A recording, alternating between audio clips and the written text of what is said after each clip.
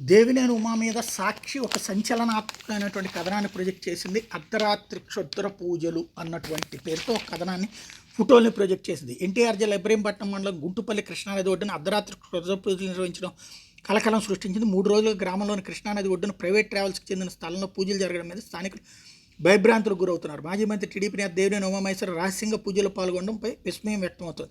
పూజలకు ఆయన తన కారులో కాకుండా వేరే కారులో వెళ్ళడం పలు అనుమానాలకు దారితీసింది. తాంత్రిక పూజలు తెలిసిన వ్యక్తులు పూజారులు హిజ్రాలతో పూజలు చేయించారన్న ప్రచారం జరుగుతుంది. ఏ కార్యక్రమం చేసినా ప్రచారం కోరుకునే ఉమా పార్టీ నాయకులు అధికారులతో పాటు ఎవరికి తెలియకుండా అర్ధరాత్రి రహస్య పూజలు చేయడం అనుమానాలకు బలం చేకూర్చింది.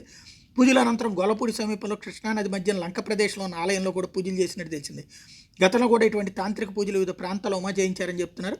పూజల వ్యవహారం బయటపడటంతో చివరి రోజు పార్టీ నాయకుల్ని భోజనాలకు ఆహ్వానించారు.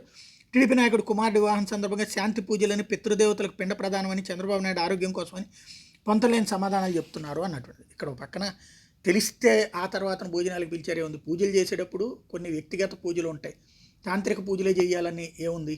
కాకపోతే ఒక బురద చల్లే ప్రయత్నం అయితే చేసింది సాక్షి.